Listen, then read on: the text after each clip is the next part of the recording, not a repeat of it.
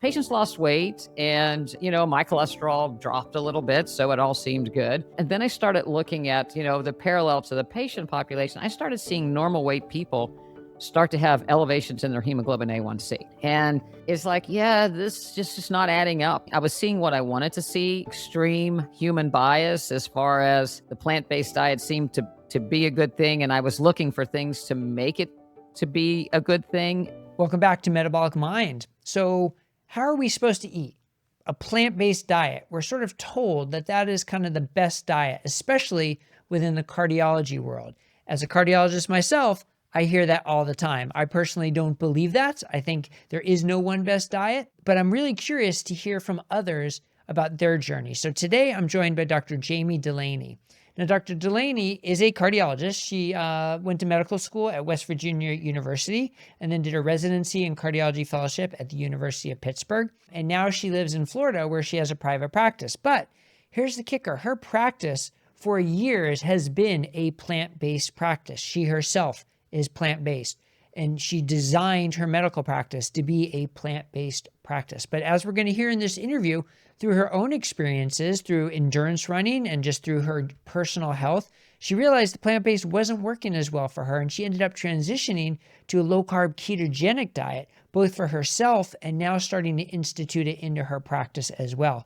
So I'm really curious to hear about her experience and why she made that change, what she's seen in that change, and how that changed her focus in general about, this concept of metabolic health, LDL, cardiovascular health, nutritional interventions, and do we really know the one best way? So with all that as the setup, I hope you enjoy this interview with Dr. Jaimela Dulaney. Well, Dr. Jaimela Dulaney, welcome to Metabolic Mind. Thanks for joining me today. Thank you very much for having me. It's an honor to be able to speak with you in live. That's great. Yeah. And I'm excited to have another cardiologist on. I mean, this is it's a treat for me for sure. And I really want to get into your story because I think it's such a great story. And we could talk about, all the different dietary interventions, how they affect people personally, how it affected you and professionally, and what it means for metabolic health and what you think optimal medical care is. We're going to get into all that. But like I like to start, tell me something that you think medicine gets wrong that you really wish were different. I think we don't take time to actually listen to the patient and individualize care. Over the course of my 30-year practice, you see more and more algorithms and just menu doctoring. And I have always maintained that I love physical exam. I love talking to people and individualizing care. And I think that's really what's lacking today. Yeah. You know what? It's so funny. You're spot on, I think, with that. And I can remember all the way back to my residency, and one of my big mentors in residency, as we're rounding, he said, I see the path of where this is going, that we just have order sets. There's like an AFib order set. There's an acute MI order set. And you just don't even think about what's in the order set. You just know it's the treatment plan, and you end up treating everybody as if they're an average rather than, really thinking about it. So your answer just sort of brought me back to that he was spot on. Like he was spot on, that's sort of really sort of what we have to fight against, right? So you've probably seen that evolution in your practice as well. And have you felt like you've been fighting against that for so long? We have, and that's partly what led me to change my practice to be more of a membership practice aimed at wellness through nutrition and lifestyle changes. So that we could get away from that. And, it's always frustrating. I don't have to go to the hospital very often because we have a small practice. We take care of people. They don't have to go to the hospital. They don't get chest pain or heart failure. So, but when I do, for whatever reason, are you on all these different medications before you can discharge somebody is always, very frustrating because, a lot of times it's not really what they need. Right. Yeah. And then if they're not on it, it's almost more of a headache for you because you have to document so much more and like sort of defend not putting them on a medication as opposed to defending putting them on a medication, showing that they have a specific indication for it. Absolutely. Yeah. Well, so let's get into your background a little bit. I mean, tell us the story about your personal journey and then how that impacted your professional journey? I always tell people that I wouldn't be a physician if it wasn't for my family history. Diabetes everywhere. Both grandparents died from it. I had a grandmother die at 57, a grandfather die at 48 of heart disease, another grandmother died at 72. My parents both had diabetes, and it drove me into medicine, but it also drove me personally to run away from those two big diagnoses. And I decided that I was going to start running, to try to avoid getting these. I was going to send a message that exercise is so important. So I started doing marathons, and I'd hang my marathon posters up everywhere to try to motivate everybody. And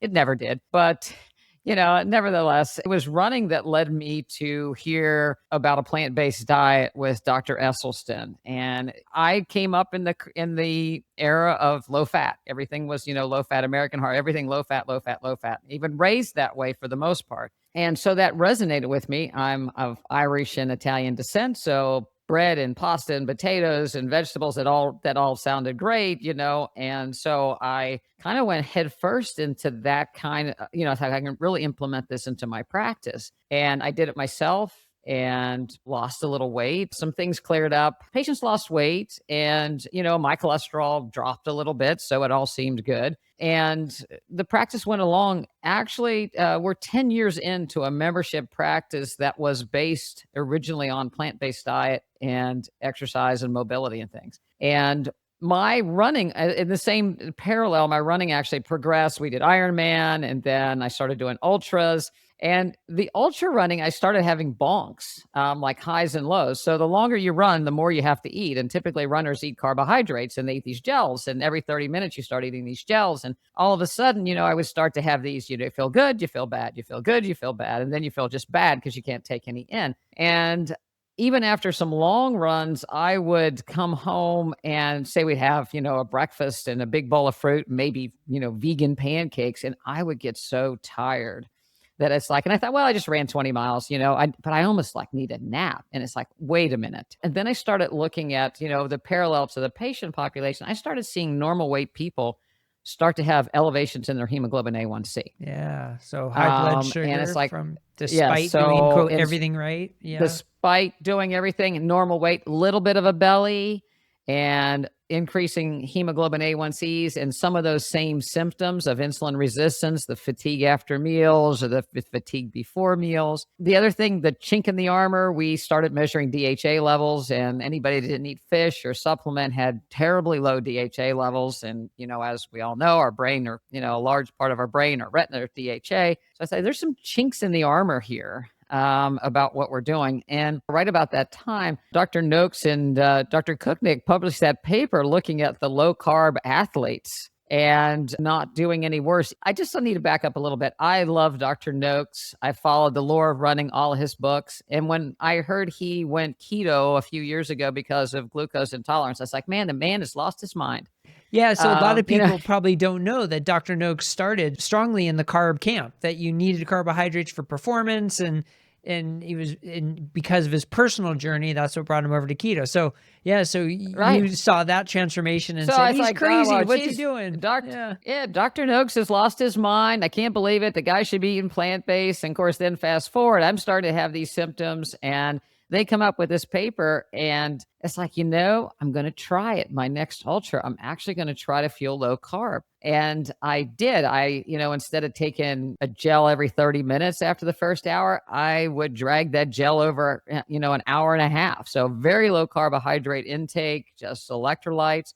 And bonks. I felt wonderful. But what happened the next day was even more surprising. I get up and I walk down the stairs, and I'm not sore a bit. And it's like, what is going on? So Andrew and I, I was like, I understand that, I didn't bonk because I didn't have the insulin spike. But I said, the lack of soreness, this blows my mind. I want more. And it was a lecture of his talk. It never hit me, insulin is a storage. It seems stupid as a physician that it didn't hit me, but it seems so stupid now. But insulin is a storage hormone. And no wonder I couldn't metabolize my own fat stores, because I had this insulin all over the place. So interesting. You came at it from the athletic and the sort of like elite performance side of things.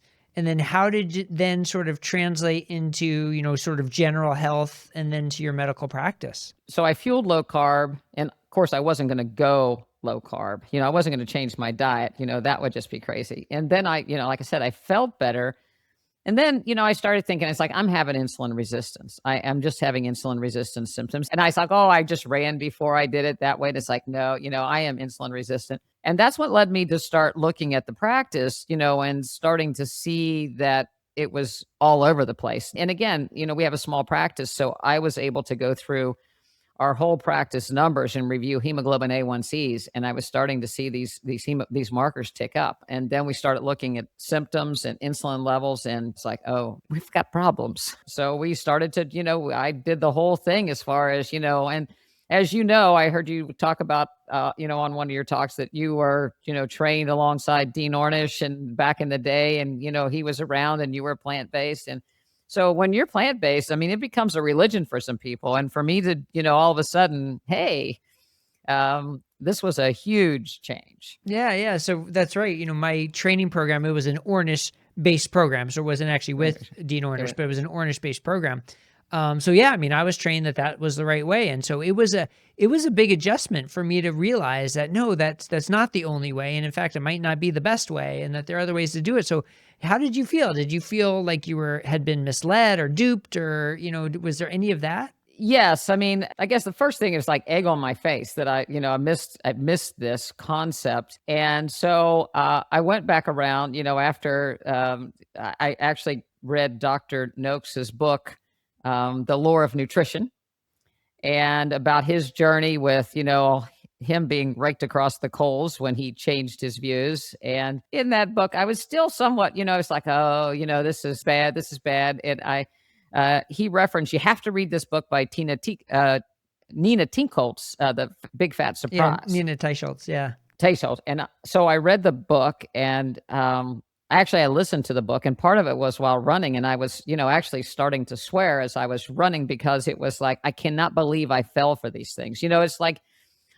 I likened it to getting off one side of the seesaw and getting onto the other side and seeing things from a whole different perspective. And it's like, yeah, this just is not adding up. I was seeing what I wanted to see, extreme human bias as far as the plant-based diet seemed to be a good thing. And I was looking for things to make it to be a good thing. And, maybe some of the evidence wasn't near as strong as I had hoped it was. So you start to see your patients' A1Cs ticking up, your own blood sugars ticking up. You have the athletic experience with low carb.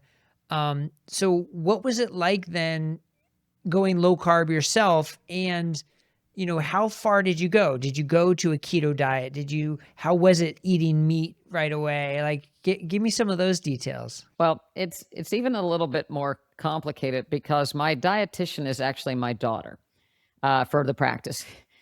And she has pretty much been vegan since she was in high school, and so she was, she's been plant-based from the get-go, so to speak. So we had to have some family mediations type of talks. And, we sat down and we talked, and it's like, listen, I am insulin resistant. We have this terrible family history. My parents started getting diabetes, in their 50s. I don't want diabetes. I don't want to go down this road. I have to make some changes. So we had added fish back because of the DHA. So we were eating fish, and, I was like, and tofu was low carb. So that, that kind of worked. And it's like, but if I pull out beans, are very high carb, a protein source. So that's not going to really work. So if I pull out beans and I pull out grains and I pull out potatoes, I've got to put something back in. I'm running 60 miles a week. Something's got to give here. I'm never going to recover.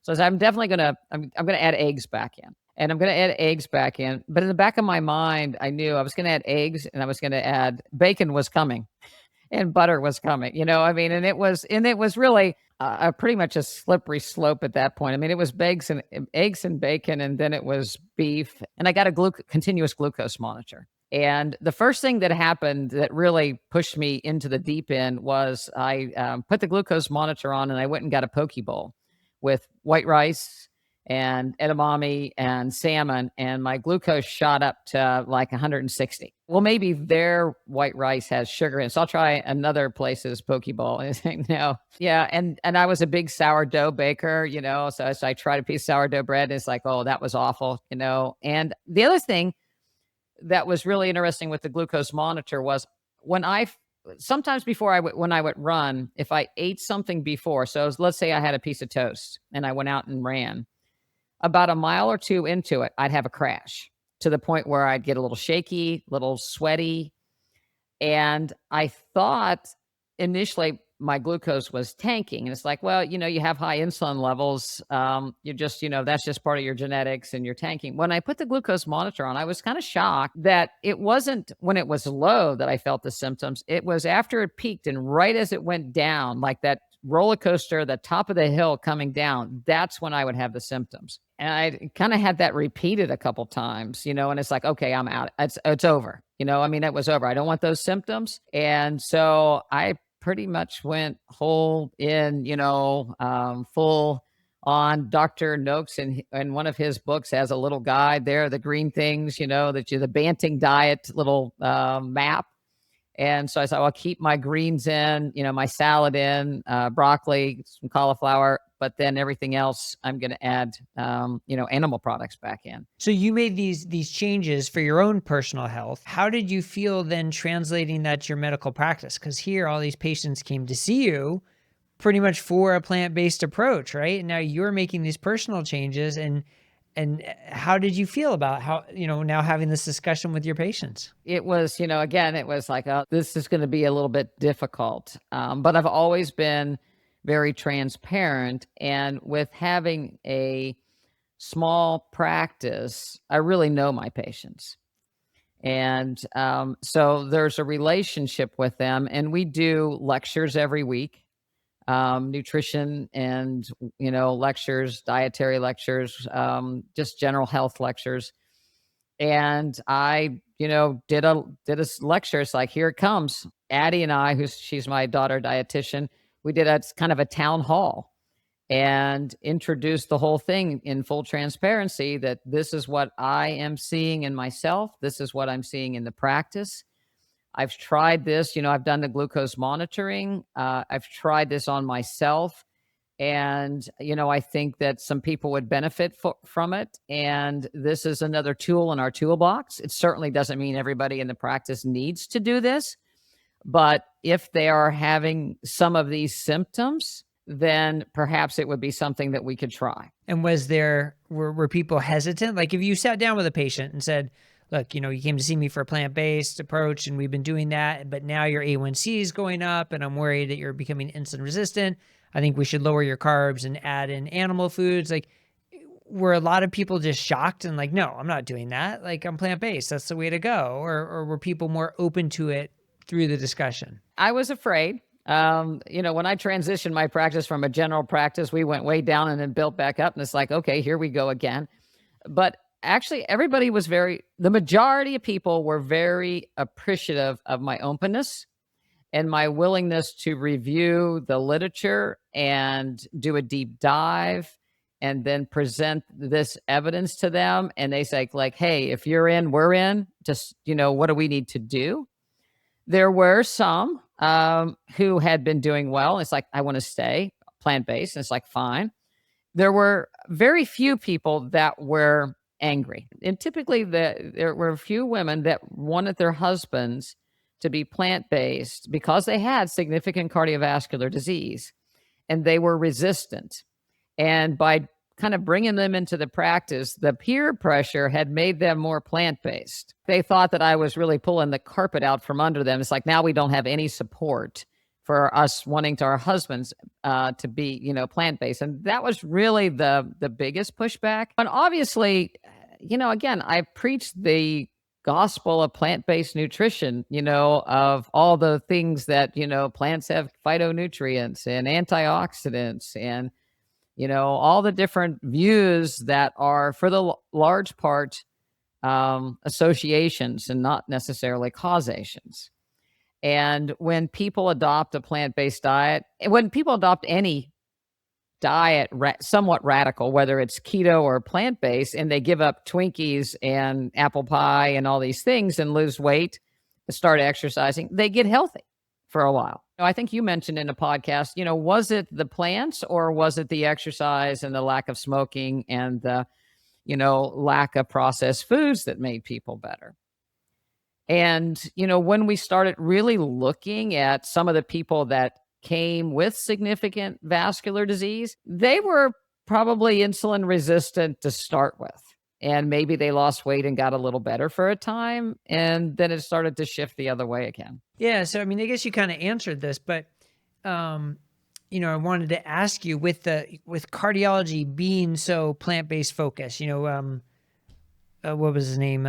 Kim Williams saying there are cardiologists who are plant-based and cardiologists who haven't read the literature, which is just so, I don't know, anyway, I won't put my opinion in there, but it's so plant-based and you were in that. So what was wrong about that? I believe that most of that data came at a time where people just looked at a fasting glucose, and we all know anybody can pass a fasting glucose if you fast long enough. Hemoglobin A1Cs weren't really measured all that much in those, some of those studies. Insulin certainly wasn't mentioned. Not unlike all of cardiology, pretty much put diabetes in its own category. If you have it, it's a bad thing, but we're going to ignore it and let the endocrinologist handle it. And we're just going to focus on cholesterol. So I think it was largely ignored. Again, when you start looking at it, well, how many of those people got better just because they got rid of a lot of other bad things? Again, bias there that we're not going to, people are getting better. So why change? Yeah. Well, and what about just the concept of metabolic health? Like when you think back to, 10 years ago, 15 years ago in your practice, I mean, was there even this concept of metabolic health? Because sort of like you already mentioned, and I chimed in there, like it was like you had diabetes or you didn't, and there wasn't an in-between of metabolic health. That's sort of how I feel like we were trained. I'm curious if you felt the same, and if now focusing more on metabolic health you think has been benefiting the patients more. So give me your thoughts there. Well, I mean, traditional diabetes or, metabolic health to me was high triglycerides, increased waist to hip ratio. So, you had the typical shape, right? The more apple type shape, increased waist to hip type, thin arms, thin legs, big in the middle. Those were pre-diabetics or diabetics. That's something, it has to be addressed, so to speak. And typically you looked at it as weight loss. You need to lose weight. You need to be on a plant-based diet. And, unfortunately, some people didn't lose weight, or they couldn't lose weight eating a high carbohydrate diet because they couldn't restrict themselves enough to actually get significant weight loss. But if that didn't work, that's pretty much, they got a diabetic medication if they were true diabetics, but otherwise exercise, do what you can. And that's all we have.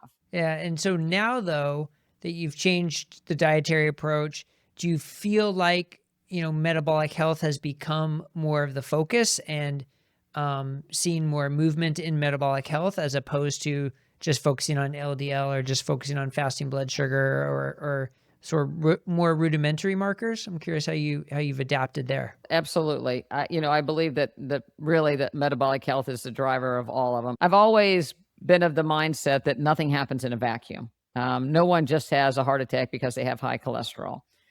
Certainly diabetes trumps everything. So if you have diabetes and you smoke, you're really in trouble. If you have diabetes and high cholesterol, you're really in trouble. But if you have one of these other factors, if you're a little over, you might dance around it for a little bit.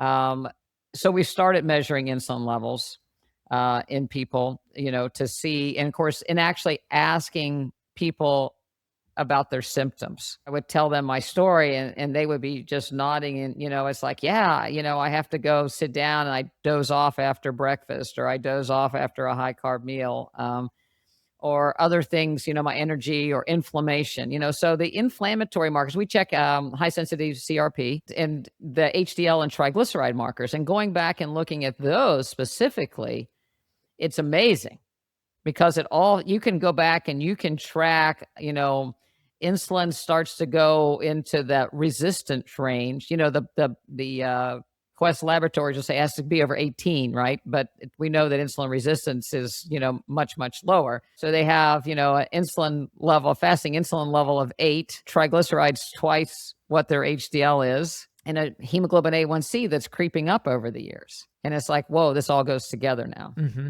And they can all still be in the normal range, right? Like HDL Yes. goes from 48 to 42. Triglycerides go from 90 to 130.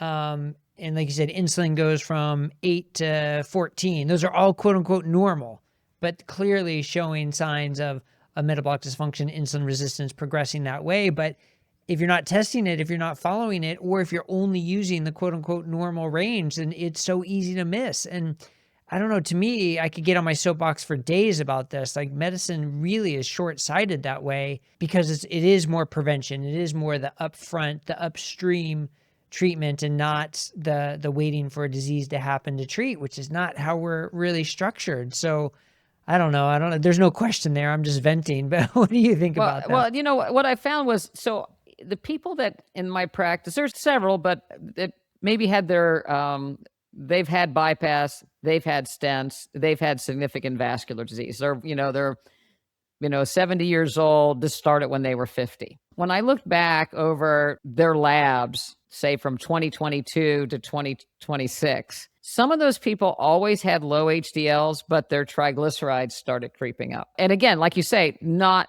in the really terribly abnormal range, but that ratio. We saw right away when we added fish back into the diet, because I was afraid. I'm plant-based. I've drank the Kool-Aid all the way, and it's like, oh my gosh, when we add fish back in, I'm going to see people's cholesterol skyrocket. They're going to string me up. And so and it's like all of a sudden their HDL went up and their triglycerides went down with the fish. And it's like, wow, this is a good thing. Because again, when you read the plant-based literature view from that, it's like, oh, it's not going to work out so well. Then I also, I have a family history of dementia. So I started looking into some of the metabolism of cholesterol and LDL with regard to brain health. And it's like, and again, glucose. And it's like, this is not necessarily what we should be aiming for. Metabolic health is, more of the situation. So, well, let's talk about LDL for a minute here. So, the diet to lower LDL is a plant-based diet. You will likely lower your LDL. Now, that's very different than saying that's the best diet for dementia or for metabolic health or for cardiovascular disease. It's saying it's true to say that is the diet to lower LDL. So in transitioning to more of a low-carb, omnivore-style diet or even a keto diet, a number of things can happen to LDL. It can go down. It can stay the same. It can change from the small dense to the larger LDL, or it can go up. So how do you handle that as a cardiologist and with your patients if you see LDL go up in the setting of metabolic health improving and other improvements? I think that metabolic health is so much more important that I'm willing to watch that marker. And like you say, if we're going small, fluffy LDL, do particle size. If that's in the right direction, great. If HDL and triglyceride ratio are better, then I think we've made progress. I'm not to the 3-month mark in myself or a lot of patients, but when I've prepared myself just because of a family history that I'm probably going to see my LDL rise, and I'm not going to blink over it. Yeah. Okay. Very good. So how do you feel? What's changed for you? What would you point to some of the biggest differences since you've changed your personal life? Well, again, it's taken with the glucose monitor, it's taken 3 or 4 weeks to get that glucose to stay down and get into levels that make me, happy about. But the biggest thing is how I feel. Energy levels better, but it's the day-to-day. I'm 63 years old. I run about 60 miles a week. So if I go out and run 7 or 8 miles in the morning, I come to the office, I sit down, I get up and you're a little stiff, and I was like, well, I'm 63. Well, that went away. All of a sudden it's like, I don't have those stiffness again, after long runs. I don't. I put all this in play kind of abruptly. I did a challenge, that was 267 miles in 16 days. And so you had 16 days or less than 90 hours to complete 267 miles. Had to be documented on Strava, outside. I think there were 144 people entered. You could do it anywhere. It wasn't, at a location, do where you live. And I think 73 people completed it. But in order to work and do it, I was getting up before 5 and running I averaged 17 miles a day. And I started it at the same time that I started keto. Oh, wow. Okay. So one, I wanted to see fueling 17 miles every morning on basically 15 grams for the 3 hours and 40 minutes for the most part of carbohydrate. That's all I took in plus electrolyte. So it was a drink that had 4 grams of carbohydrate over, and there were 2 or 3 of those. That's all I used for fuel. And I ran 17 miles every morning before I went to work. And I kind of thought that, at some point the wheels are going to fall off. I'm going to wake up. I'm going to be sore. Something's going to ache or whatever. And I just kept waking up and running 17 miles. And the pace, I didn't slow my pace down. I thought I was going to have to walk. I thought I'd be so boogered up that I'd, have to walk or do something or spread it out and over the day. Got up, did the 17 miles every day. And at first I was afraid. I carried some gummy bears with me, that if I bonked, I thought, well, I'll take a gummy bear and I just ended up carrying the same 5 gummy bears. So that really sold me because I had never completed that many miles in a 16-day period. And I actually used it as a mini training camp because in July, I'm doing a mountain race in Leadville, Colorado, a 50 miler. And then I'm actually going to do the Leadville 100 in August. So I figured that would be a good training camp. If I could survive that, still go to work and function, help me to get ready. Wow. So. Leadville with the altitude and the elevation gain and the mileage, goodness, that's a challenge. So that's remarkable. And living in Florida. Yeah. You're not exactly training at elevation to get ready for it. No, I have to go up the stairs in my house to get 13 feet, so. Wow. All right. Well, what advice do you have for other cardiologists who are plant-based or any physician who's plant-based and truly believes that they've been trained for that is the right way to go, the evidence supports it, that's how they help their patients the most, by helping their patients be plant-based? What advice do you have for them? Metabolic health is so important. 10 times the increased risk of cardiovascular disease, versus probably 1.3 times with LDL. I think that we have to, as cardiologists, focus on metabolic health, and we have to address that. Regardless of how you practice, whether it's plant-based or not. I don't know too many plant-based cardiologists, actually. In the town where I live, I'm the only one that addresses nutrition. People just say, we'll put another stent in if you need it. That's kind of how it's approached for the most part. But I look around, even my colleagues that are, in the hospital with their own physicians with their own stents, it's like, hey, metabolic health is something that we should all be aware of. And not just even for cardiovascular disease, but, just risk for inflammation, cancer, and quality of life. I think that it's huge. I think more people should pay attention to it. But again, the way medicine is, like we talked about at the very beginning, it's all a matter of getting how many people can you get through your office in a day, as opposed to, and just treat the symptoms, and people don't want to hear it. The only thing I will say about my patient population is there were a lot of people relieved. It's almost like you mean I can eat, I can go out with my friends now, and I could order off a menu now for the most part, instead of just getting a salad. And so a lot of people have actually embraced it. That gives them a little bit more freedom in their nutrition. So I do think that it's been a good thing. I know it's been a good thing in my household. You convince yourself that, you're okay doing what you were doing, but our family has actually embraced the way we felt. My son-in-law is a strength and conditioning coach, and he does jujitsu like Andrew, and he was trying to make weight, and he's plant-based, and as making weight plant-based to go down a class, he was having trouble, and he adopted the diet along with us, and he made weight very easily, and so he was and recovered well. So I think when people are trying it just people want to feel good. How about your daughter? Is she still plant-based? Yes. Yeah, no, she's and she realized that she too was having some insulin resistance symptoms, some crashes with, high carbohydrate meals, and some allergy symptoms that went away. They're still very, they're in their 30s. So 30-year-olds can do a lot of things without noticing much, but in general, they both feel better. It makes her feel good to see people doing well. And actually, we should say that, you could be a plant-based, you can eat a plant-based keto diet or And we have people. carnivore keto diet or everything in between, the Mediterranean keto diet, right? It's low carb and ketosis does not dictate the absolute foods you have to eat or the type of diet you have to eat. So yeah, there's a range there, although it can be more challenging, of course. Yeah, and we've worked with some people that want to stay plant-based, that, that they're doing a version of that or incorporating, at least lowering the carbs a little bit, more of a tofu base rather than cutting back on some of the beans and things, or more of a pescatarian aspect of things, and it's helped. Could I ask you a question? Absolutely. So, with ketosis, I've been following not only a continuous glucose monitor, but I follow ketone levels.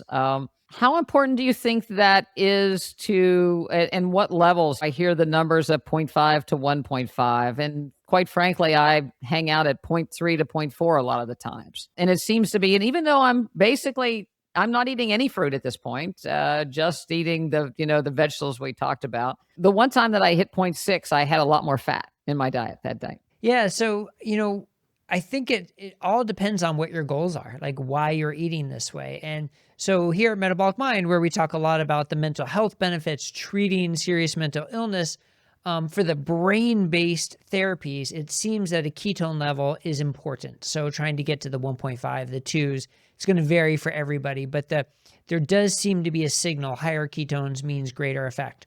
For improving metabolic health, I'm not so sure that's the case. I don't think we have those same signals. So, being very low carb and being in, quote unquote, light ketosis of 0.3, 0.5, 0.6, whatever, that might be all you need, right? That you may still get tremendous benefits, metabolic health benefits, and feel better and even be able to think more clearly. All that can still happen at that low ketone level, which is very different though than treating sort of a serious brain disorder or brain diagnosis. So I think we have to really draw the line in terms of like, what are our goals? So, if someone comes to me and says, I just can't get my ketones up, my first question is always, well, why do you need your ketones up? Maybe we don't need them up, right? So I think that's the right way to see it from my standpoint. When I spoke with Andrew, I think I listened to a podcast that was on with the Ketone IQ people. And I did use those in my last 2 ultras, and I used them on long runs. I've used them on long runs. The exogenous ketones, the drinks. Yeah. Exogenous ketones. And they definitely make a difference. We kind of do loops if we're here and, running from home, and we'll do, 8 or 9 miles, come in, get more water and go back out. And when you have the ketones, it's a definite perk. And again, the day I had like 0.6, I definitely felt it, so there's definitely something to it. Well, I'm super curious to see how, research and experience in, ultra endurance athletes, how that would translate to, the everyday person just trying to be more focused at work or just be more present with their family or, get to the gym more often, right? How do you, if it helps in one, it might help in the other. What's the connection there? I'm really curious to see if we get some research and more clinical experience on that. But anyway, there's a lot to be told. But thank you so much for joining me today and sharing your story and your journey. I think it's fascinating. If people want to, learn more about you and hear more about what you're doing, where can we direct them to go? I do a podcast, Jaimela Dulaney Wellness Podcast. That's on all the different channels. And my website is drdulaney.com, all spelled out, DoctorDulaney. And I'm Jaimela Dulaney on, Instagram. I try to post there a fair amount as well. Very good. Very good. Well, thank you very much. I really appreciate you joining me today. Thank you so much for having me. It's been a great pleasure. I've got to admit, I was excited to have Dr. Dulaney on because I see a lot of similarities, right? I was trained in a very plant-based, vegan dietary approach. And through my own experience personally and with my practice, eventually evolved to focus more on cardiometabolic health and metabolic health in general. And that led me to a low carb approach. And Dr. Dulaney had a very similar approach, but she was a little bit different in that she practiced in her own practice that she developed as a plant-based approach. And to undo that actually takes a lot. I mean, I guess I didn't get into as much with her, but I can imagine she must have been very anxious and nervous to make that change in her practice. But it sounds like it's gone well so far. and really, the focus on metabolic health, and that there isn't just one diet to achieve it. And this quote unquote, best diet, plant-based diet really is not the best diet for everyone. And it's really letting the people's lab markers and their experiences and their symptoms and how they feel direct what is best. And that low carb definitely has a place for that. And that's what Dr. Dulaney is experiencing for herself and her patients. And so I really appreciate her sharing the stories, and to be continued, right? Maybe we'll have her back in a year to see how things have progressed for a year. But I think it really shows that the broader concept of, we hear so much about the one diet, the one best diet, that everybody needs to eat this way. And that's just not the case. And we really need to focus on how people are doing individually, how they're feeling, and are they living their best lives. And not that low carb and keto is the one diet for everybody either, right? I would not say that either. But I think we can clearly see that to impact metabolic health and to impact how people are feeling in a subset of the population is going to be the right approach. So we have to be aware of it and willing to go where the evidence directs us, both the scientific evidence and the anecdotal evidence. And that's what Dr. Dulaney did. So, all right, that's enough for my soapbox for today. I hope you enjoyed this interview, and we'll see you here next time at Metabolic Mind. Thank you for watching. If you want to see more, check out these recommended videos. Also, if you haven't already, don't forget to subscribe to our channel to stay up to date with our content and help us expand the movement. And if you want to sign up for our newsletter, access our resources, read the latest research, or check out the Think Smart framework, click here to visit our website. See you on the next video.